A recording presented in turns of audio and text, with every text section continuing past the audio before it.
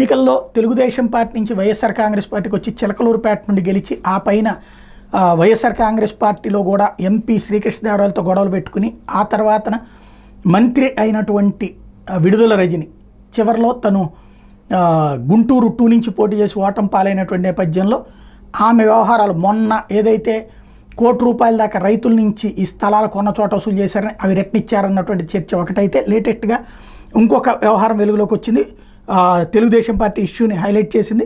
ఒక్కొక్కటిగా వెలుగులోకి వస్తున్న మాజీ మంత్రి విడుదల రజని, ఆ మరిది గోపి, పిఏ రామకృష్ణ ఆగడాలు 2020లో ఎడ్లపాడు స్టోన్ క్రషర్ వ్యాపారుల్ని 5 కోట్ల లంచం ఇవ్వాలని బెదిరించింది రజని. పిఏ దొడ్డ రామకృష్ణ, పిఏ రామకృష్ణ మరిది గోపి చెప్పింది వినాలని విజిలెన్స్ ఎస్పీ జాషు ఆదేశించారని, చెప్పింది వినకపోతే 50 కోట్లు జరిమానా వేస్తామని పదే బెదిరించారని, పిఏ రామకృష్ణ అక్రమ వసూళ్లకు పూర్తిగా సహకరించారు అప్పటి విజిలెన్స్ ఎస్పీ జాషు అన్నటువంటిది. తమ వద్ద అనుమతి పత్రాలు ఉన్నాయని ప్రాధేయపడ్డారు స్టోన్ క్రషర్ వ్యాపారులు.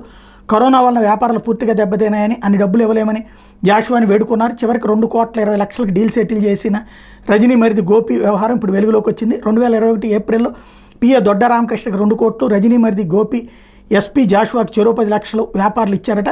న్యాయం చేయాలని పల్నాడు అడిషనల్ ఎస్పీ లక్ష్మీప్రతికి రాతపూర్వకంగా ఫిర్యాదు చేశారు ఎడ్లపోడు స్టోన్ క్రషర్ వ్యాపారులు. ఇప్పుడు దాంతో రజని మంత్రిగా ఉన్నప్పుడు ఉమ్మడి గుంటూరు జిల్లాలో అనేక సెటిల్మెంట్లకు పిఏ రామకృష్ణ దిగారని, విచారించి న్యాయం చేస్తామని బాధితులకు హామీ ఇచ్చారు అడిషనల్ ఎస్పీ లక్ష్మీపతి.